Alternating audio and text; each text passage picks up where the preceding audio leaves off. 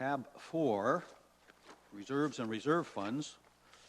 A lot of information there, Council. A lot of information.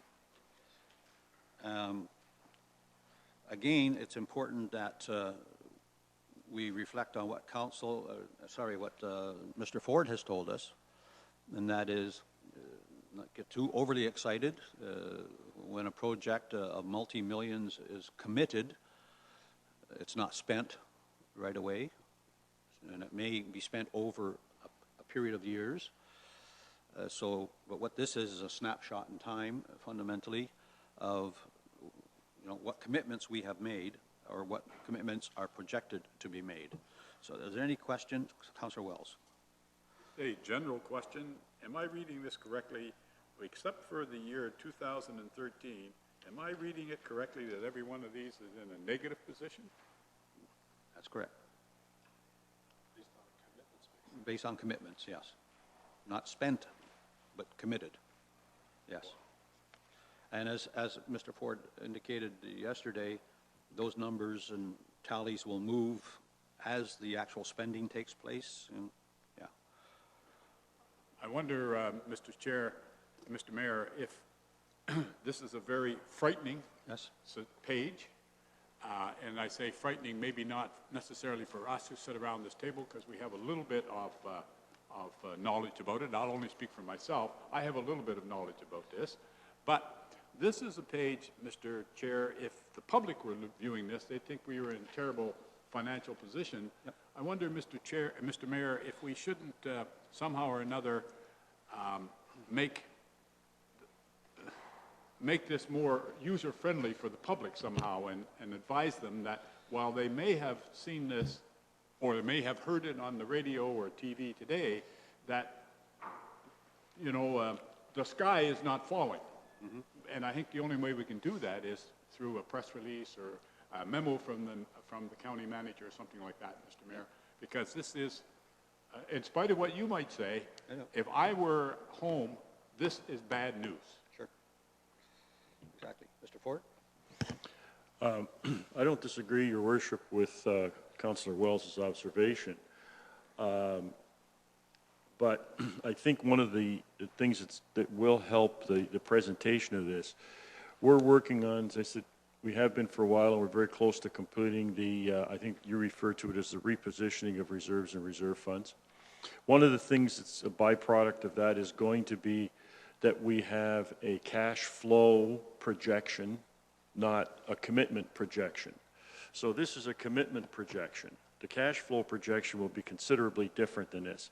And I think when you see that, it's still going to paint a bleak picture, but not as bleak as this picture.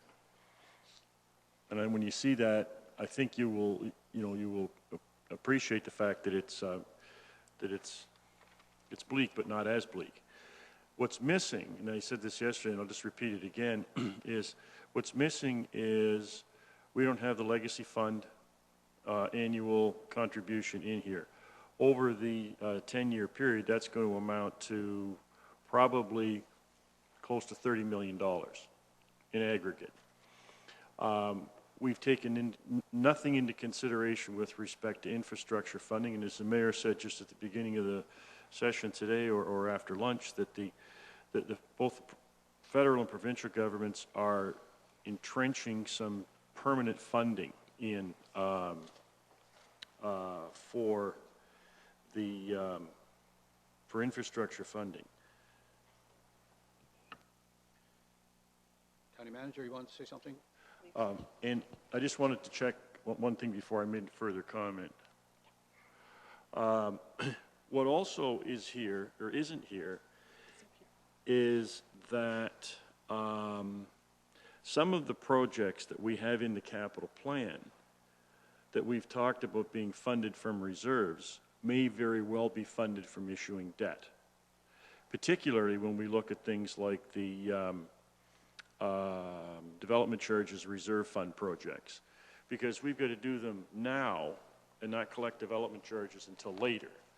So the tendency from municipalities across Ontario is that when those projects are done, they're funded through debt rather than sitting and waiting until the money comes. and don't have any fear in terms of who's going to pay for the debt charges, because the Development Charges Act provides that the development charges pay for those debt service costs. So if we issue debt, and the debt payments, $500,000 or $600,000 a year, that money comes from development charges, not from the tax levy.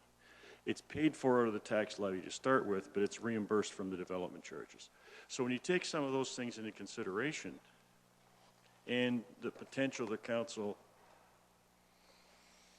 I'm going to say this advisedly, may increase contributions to reserves or reserve funds over the period of time, those things will mitigate the numbers. All of those things I said will mitigate those numbers, and they will look better than this, but I want to make it absolutely crystal clear that it's going to take a fair amount of work to get us there. And the last piece, that's all on the revenue inside.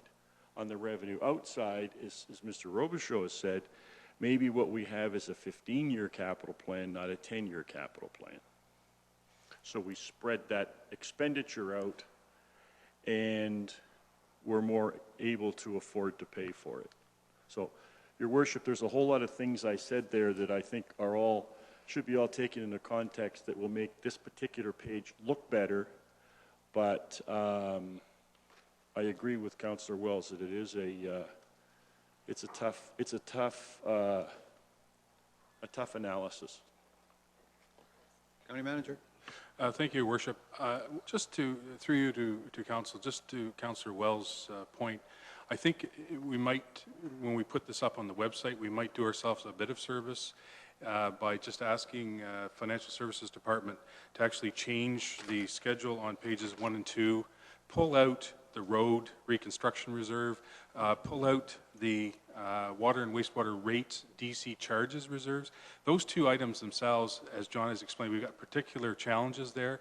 That accounts for almost the entirety of the 10-year deficiency, just those two. If you back those out, show them separately, all of the other reserves in aggregate are still going to come out somewhere around scratch or break even. So just in terms of presentation, it might help us to put the focus on where the real challenge or problem is. Not to say that we aren't going to have challenges with some of the other reserves, but I think if we break those two out of the pack, show them separately on those first two pages, and then show the rest of the reserves in aggregate, you'll see that in a 10-year period, notwithstanding there's going to be ups and downs in them, they're coming out closer to zero.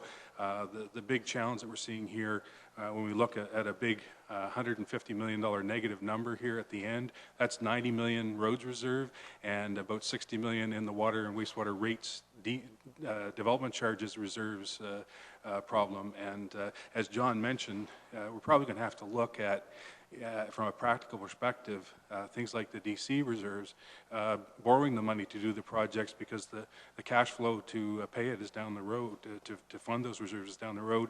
And as I mentioned this morning with the roads reserve, it's probably realistic to think that given several tens of millions of dollars of bridge replacements, that we're not going to be able to actually get to a point where we're funding all of those completely from reserves.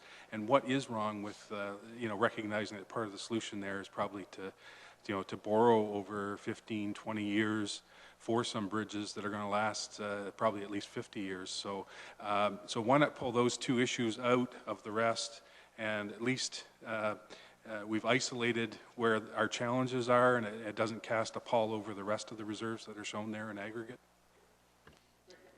You're welcome. And again, to recap some of the earlier conversation around asset management plan that the province has said we must have, and we're working